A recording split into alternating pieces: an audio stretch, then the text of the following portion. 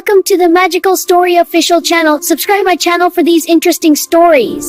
दो शहजादियों की दास्तां। कदीम ज़माने की बात है कि कुआं हिमालय के दामन में दो रियासतें आबाद थीं, गुलसिता और सनसता। गुलसिता अपनी हरियाली और खुशहाली के लिए मशहूर था, जबकि सनसता अपनी बुलंद व बाला पहाड़ियों और मदनियात की दौलत के लिए जाना जाता था।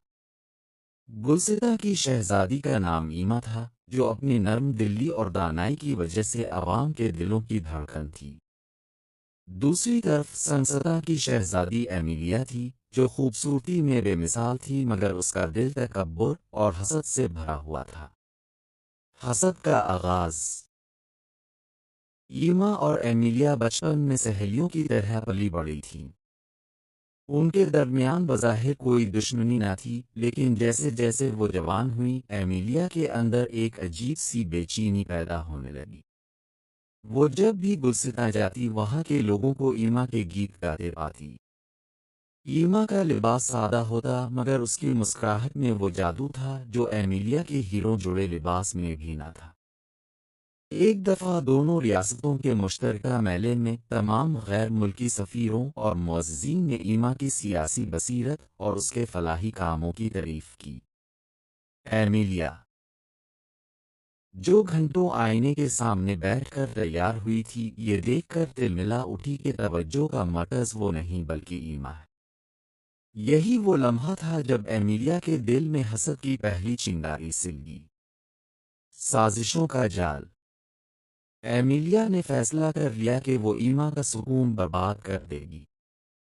इसने अपने महल में मौजूद जादूगरों और मक्कार मुशीरों से मशवरे शुरू कर दिए। इसने सबसे पहले ईमा की रियासत में बदअमनी फैलाने के लिए अपने जासूस भेजे, जिनका काम ये था कि वो ईमा के खिलाफ झूठी कहानियां सुनाएं।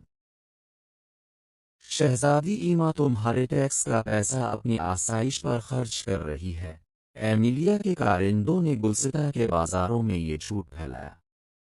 लेकिन ईमा की मोहब्बत लोगों के दिलों में इतनी गहरी थी कि कोई इस पर यकीन करने को तैयार न हुआ। जब ये चाल नाकाम हुई तो एमिलिया ने ईमा के ज़ाती किरदार पर हमले शुरू किए। इसने ईमा की लिखी हुई निजी डायरी चोरी करवाने की कोशिश की ताकि इसके ख्यालात को तोड़ मरोड़ कर पेश कर सके, मगर ईमा की वफादार कनीज़ों ने इस साजिश को नाकाम बना दिया। आग का खेल। हसद जब जुनून बन जाए तो इंसान अपनी अक्ल खो देता है। एमिलिया ने अब एक खतरनाक मंसूबा बनाया। इसे मालूम था कि ईमा को अपने महल के कुतुब खाने से बहुत लगाव है, जहां सदियों पुरानी नायाब किताबें और इल्म का खजाना मौजूद था। एमिलिया ने सोचा कि अगर ये कुतुब खाना जल जाए तो ईमा टूट जाएगी। एक सी रात जब गुलसिता में जश्न बहारा मनाया जा रहा था, एमिलिया खुद भेस बदल कर सरहद अबूर करके आई और अपने चंद वफादारों के साथ ईमा के कुतुब खाने को आग लगा दी। शोले आसमान से बातें करने लगे। ईमा अपनी जान की परवाह किए बगैर उन किताबों को बचाने के लिए आग में कूद पड़ी। लेकिन कुदरत को कुछ और ही मंजूर था। इस रात हवा का रुख अचानक तब्दील हो गया। आग की चिंगारियां उड़कर सनसता की तरफ जाने लगे, जहां बारूद और तेल के गोदाम करीब ही वाक़ थे। चंद ही लम्हों में एमिलिया की अपनी रियासत के सरहदी किले आग की लपेट में आ गए।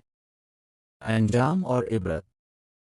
एमिलिया, जो दूसरे का घर जलाने आई थी, अब अपना घर जलता देखकर हवास खो बैठी। वो आग के घेरे में फंस गई थी। जब ईमा को मालूम हुआ कि एमिलिया खतरे में है, तो उसने दुश्मनी को बालाए ताक रखते हुए अपने बेहतरीन सिपाहियों को इसे बचाने का हुक्म दिया। ईमा ने खुद आगे बढ़कर एमिलिया का हाथ थामा और इसे मौत के मुंह से निकाल लाया। जब आग बुझ गई तो एमिलिया के सामने हकीकत वाज़ेह थी। इसका चेहरा धुएं से काला हो चुका था और उसका गुरूर खाक में मिल चुका था। इसने देखा कि जिस ईमा को वो बर्बाद करना चाहती थी, इसी ने इसकी जान बचाई।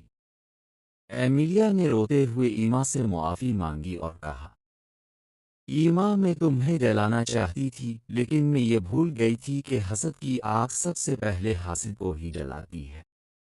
میں تمہارے مرتبے سے نہیں بلکہ اپنی کم ظرفی سے ہار گئی ہوں۔ ایما نے اسے گلے لگایا اور کہا، حسد وہ زہر ہے جو انسان خود پیتا ہے اور توقع کرتا ہے کہ دوسرا مر جائے۔ محبت کی آگ حسد کی آگ کو بجھا دیتی ہے۔